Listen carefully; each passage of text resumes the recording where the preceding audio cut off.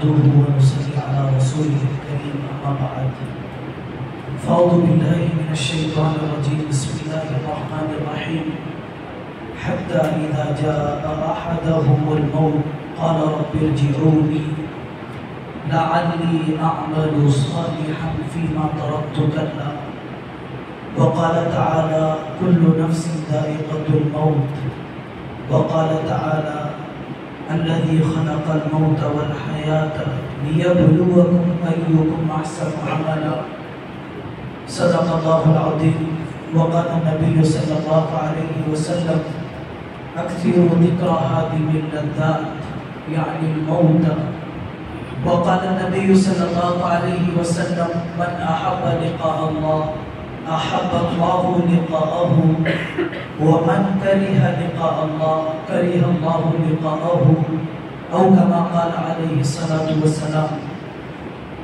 عزیز طلباء، جو رذائل و محاسن کا سلسلہ چل رہا ہے اسی کی ایک کڑی ہے موت کی یاد اور موت کی تیاری. اصل میں یہ عنوان آخرت سے متعلق ہے. انسان کو اپنی زندگی کا مقصد پیش نظر رکھنا چاہیے کہ وہ دنیا کے لیے نہیں پیدا کیا گیا، آخرت کے لیے پیدا کیا گیا.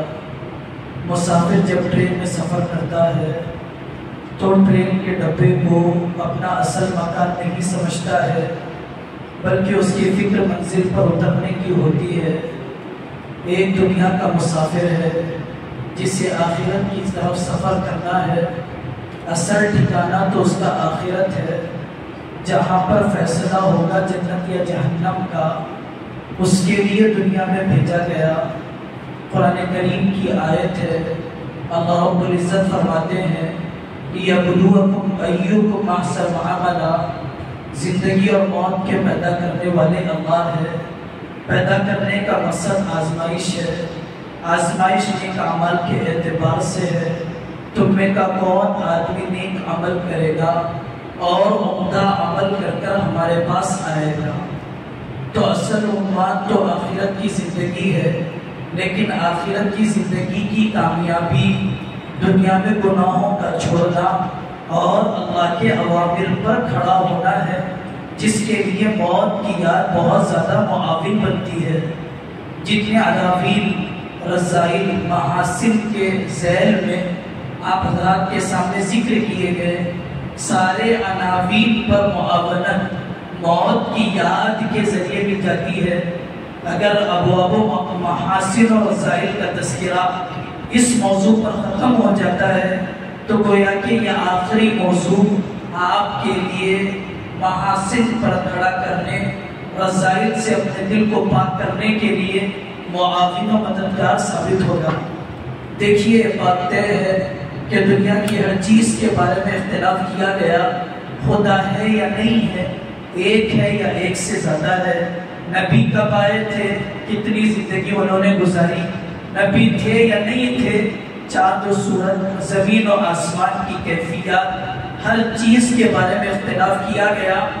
ایک واحد چیز ہے جس میں کسی کا اختلاف نہیں ہے، وہ موت ہے. موت کے بارے میں کسی کو اختلاف نہیں ہے. ایسی اٹل حقیقت ہے، انکار کرنے کے باوجود ڈرتی نہیں، ڈرنے کے باوجود مؤخر آتی نہیں، چاہنے کے باوجود آ نہیں سکتی. وقت اس کا طے ہے، جب آنا ہے آ کر رہے گی. چاہتا ہے آدمی جلدی آ جائے، آ نہیں سکتی. چاہتا ہے آدمی بڑھاپے کے بعد بھی زندہ رہے، لیکن وہ ٹل نہیں سکتی.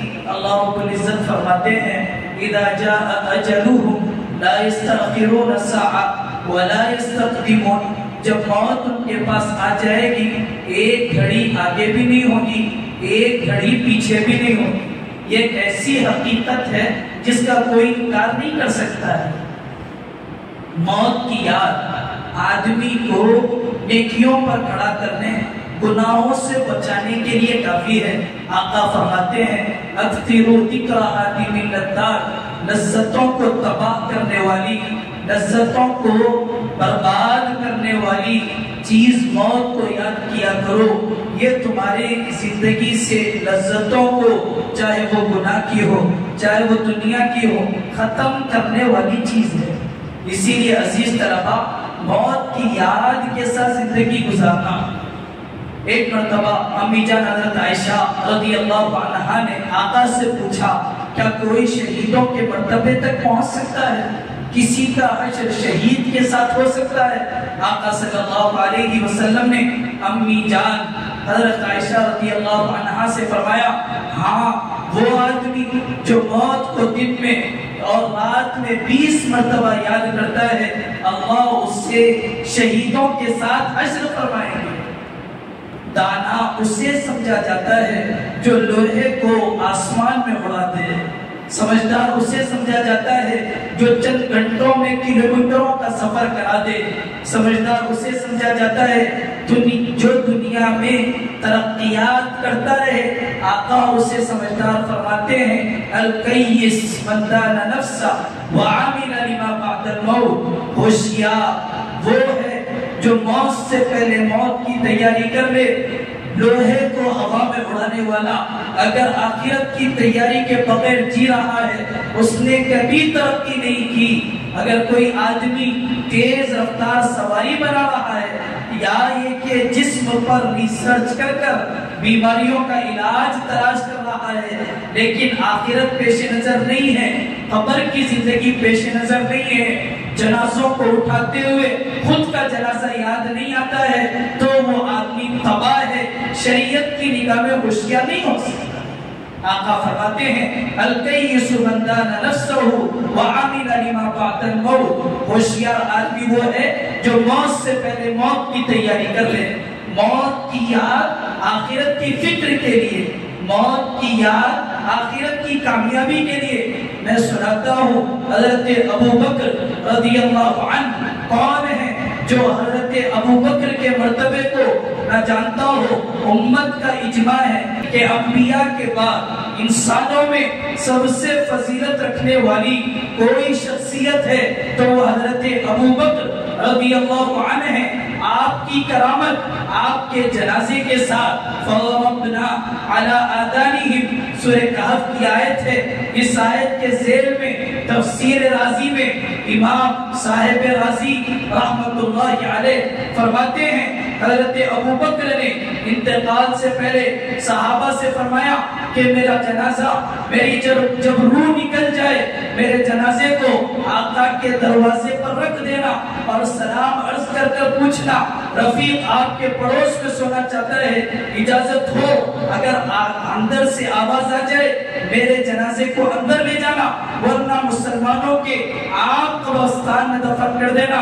تاریخ کی روایت ہے، صاحب رازی لکھتے ہیں، جنازہ اٹھایا گیا، آقا کے کمرے کے سامنے رکھا گیا، سلام کیا گیا، السلام علیکہ یا رسول اللہ، السلام علیکہ یا رسول اللہ.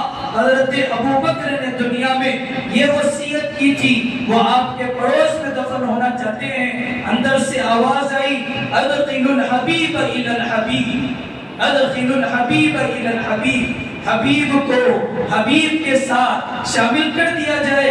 اندر سے آواز آتی ہے، یہ ابو بکر ہیں، ان کی فکر آخرت، ان کی موت کی یاد. پرندے کو دیکھتے ہیں، کہتے ہیں، اے پرندے تو کتنا خوش نصیب ہے، تیرے لیے آخرت میں میدان حشر میں سوال و جواب نہیں ہوگا.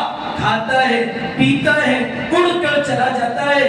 خلیفہ ثانی حضرت عمر رضی اللہ عنہ، فکر آخرت، یہ وہ صحابی ہے جنہیں اللہ رب العزت نے پانی پر، ہوا پر، مٹی پر، آگ پر قدرت دی تھی. آپ کو کمینداری سے کہہ کر جہاں سے نکلی تھی وہاں تک انہوں نے پہنچا دیا. دریائے نیل میں اپنا خط بھیجا کر، وہ دریا جو جب تک اس کے حوالے کسی لڑکی کو نہیں کیا جاتا چلا نہیں کرتی تھی، ایک قص سے آپ نے چلا دیا. زلزلہ جب نکل کر آیا، کوڑا مار کر زمین پر کہنے لگے، عمر اگر نہ انصافی کرتا ہے تو تو برسنا. اگر عمر انصاف کر رہا ہے تیرے پھٹنے اور زلزلے کے آنے کی کیا ضرورت ہے؟ یا ساریہ الجبل، یاد ہونا چاہیے وہ واقعہ کہ آپ منبر پر ہیں، آواز لگاتے ہیں جب جنگ کا منظر نگاہوں کے سامنے کر دیا جاتا ہے. یا ساریہ الجبل، اے ساریہ تمہارے پیچھے دشمنوں کا لشکر ہے، تمہیں حملہ کرنے آ رہا ہے، پیچھے پلٹ کر دیکھ لو.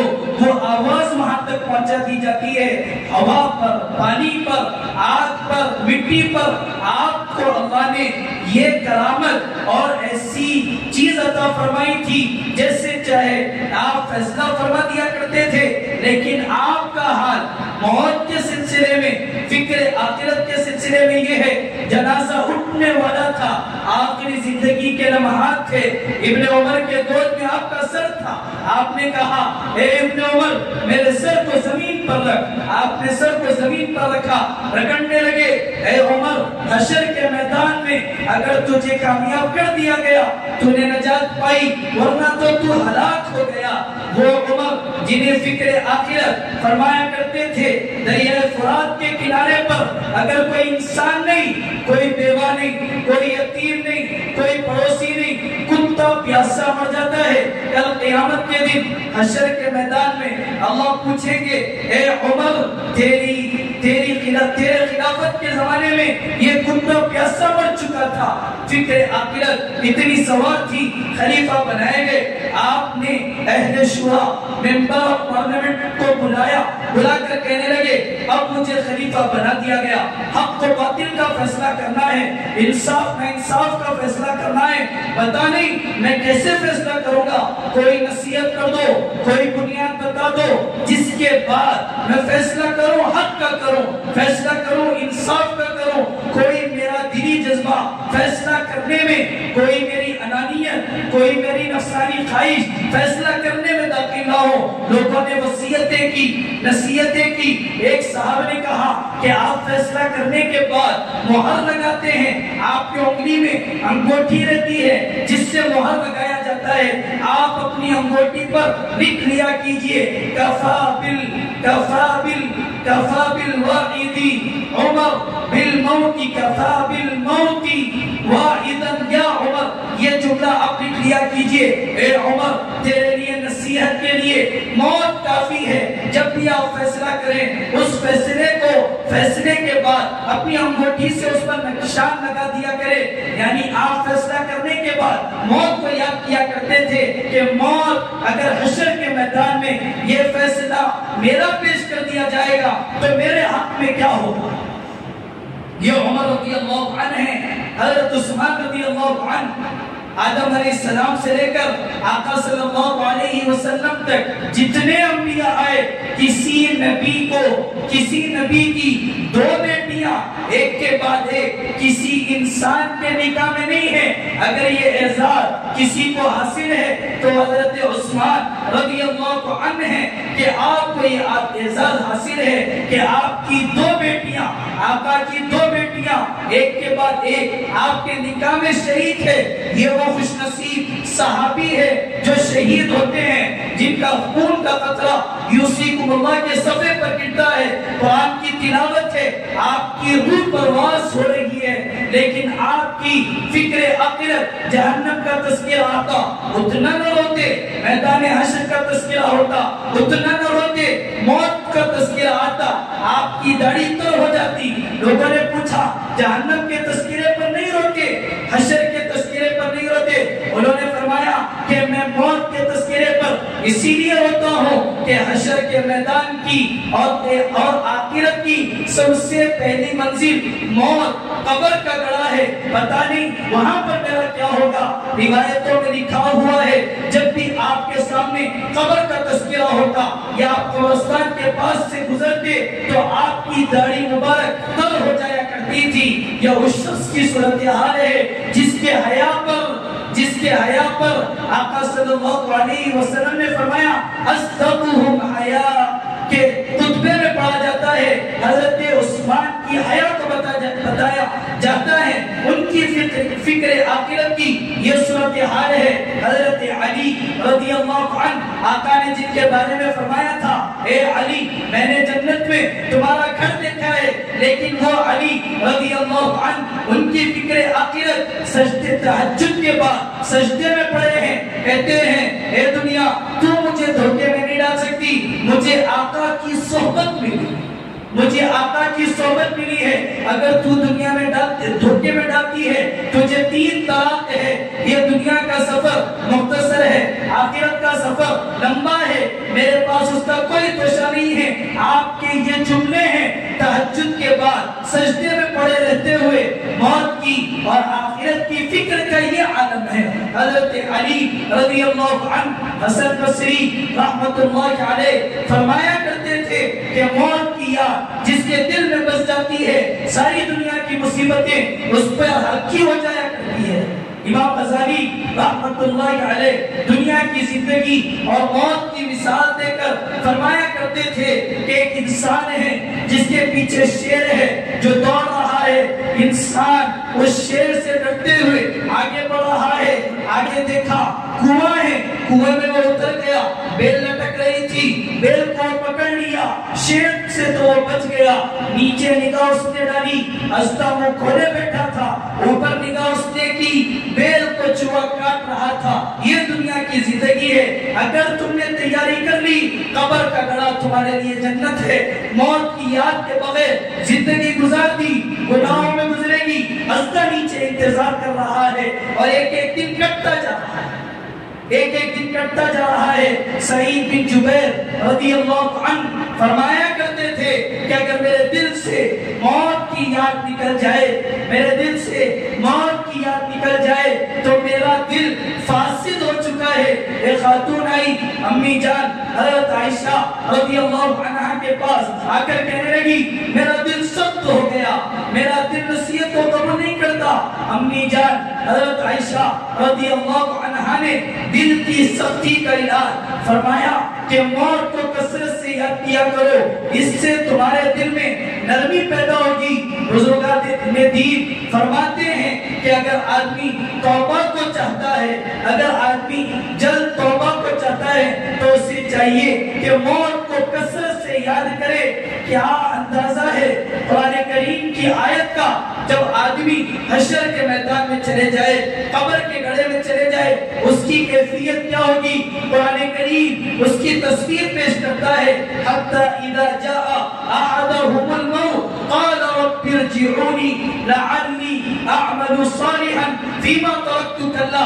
موقع ہے گناہوں سے بچنے کا، موقع ہے نیکیوں کے کرنے کا، موت آ جائے گی، وہ ہوگا جو قرآن کریم کہتا ہے کہ موت آ گئی، آدمی کہے گا مجھے دنیا میں لوٹا دیجئے، میں نیک عمل کرنا چاہتا ہوں، میں نے نہیں سمجھا تھا کہ موت آئے گی، حشر کا میدان قائم ہوگا، مجھے موقع دے دیا جائے۔ جس کی زندگی سے موقع نکل جایا کرتے ہیں، موقع دوبارہ دیے نہیں جاتے ہیں، موقع دوبارہ دیے نہیں جاتے ہیں۔ اسی لیے عزیز طلبہ موت کی یاد کے ساتھ اپنی زندگی کو گزارنا ہمیشہ۔ دیکھیے گناہوں کی شکایت ہے، مجھ سے گناہ ہوتے ہیں، ڈاکٹر کے پاس چلے جائیے، بیماریوں کی شکایت کیجئے، گولی پر گولی، گولی پر گولی، آخر میں گولی دے دی جاتی ہے۔ یہ ہے جو تمہاری بیماری کی شفا ہے۔ آپ کو سنایا گیا تقوی کے بارے میں، آپ کو سنایا گیا خوف کے بارے میں، آپ کو سنایا گیا مختلف مضامین پر۔ یہ موت وہ آخری گولی ہے جو آپ کو گناہوں سے بچائے گی، گناہوں سے بچائے گی۔ اسی لیے تو آقا صلی اللہ علیہ وسلم نے فرمایا کہ موت کا تذکرہ کثرت سے کیا کرو تاکہ تمہارے زندگی میں جو لذتیں ہیں وہ تباہ، موت کی یاد ان سب کو ختم کر دے گی، ان سب کو ختم کر دے گی۔ سباتہ رحمت اللہ علیہ فرماتے ہیں کہ آقا صلی اللہ علیہ وسلم کے سامنے ایک آدمی کا تذکرہ ہوا، اس کی نیکی کا تذکرہ ہوا۔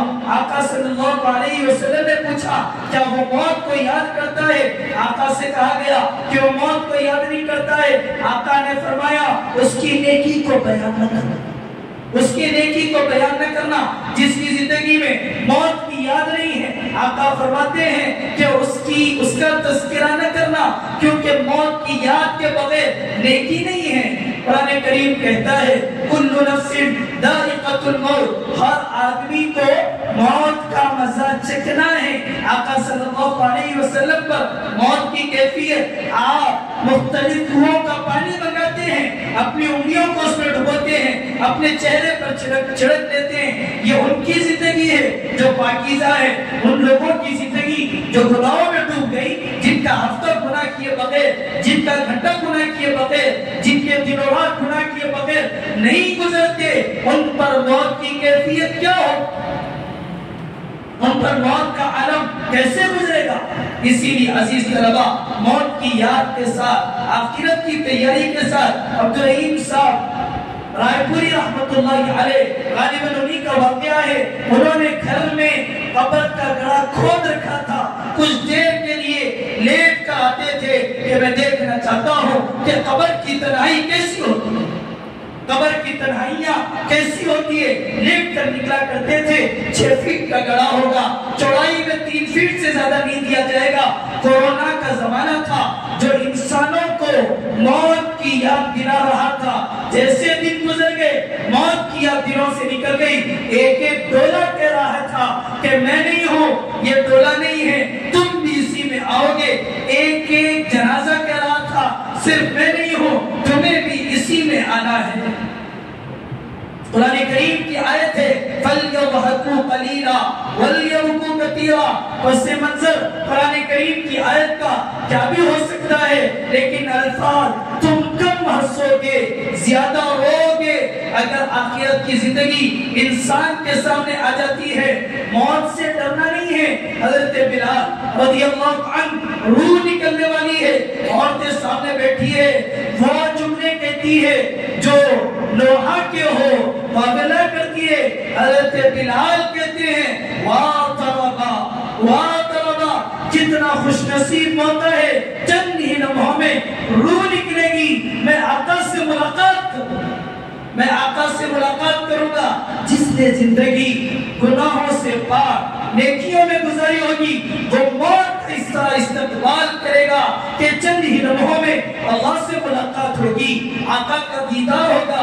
حدیث میں کہا گیا من احب لقاء اللہ احب اللہ لقاءہ، جو اللہ کی ملاقات کو چاہتا ہے اللہ بھی اس کی ملاقات کو چاہتے ہیں، جو اللہ کی ملاقات کو ناپسند کرتا ہے اللہ بھی اس کی ملاقات کو ناپسند کرتے ہیں۔ عزیز طلبہ، یہ چند مختلف باتیں آپ حضرات کے سامنے ذکر کی گئی۔ خلاصہ ساری باتوں کا یہی ہے کہ ہمیں ہر عمل سے پہلے اپنی آخرت، اپنی موت اور اللہ کے سامنے پیش ہونے کا احساس ہونا چاہیے تاکہ ہم کامیاب ہو جائے۔ فَمَنْ زُحْزِحَ عَنِ النَّارِ وَأُدْخِلَ الْجَنَّةَ فَقَدْ فَازَ، جو جہنم سے بچا لیا گیا، جنت میں داخل کر دیا گیا، وہ کامیاب ہے۔ اس کے لیے موت کی یاد ایک بہترین ذریعہ ہے۔ اللہ ہم سب کو موت کو یاد کرتے ہوئے فکر آخرت میں اور موت کی تیاری کرتے ہوئے زندگی گزارنا نصیب فرمائے۔ وآخر دعوانا ان الحمد للہ رب العالمین۔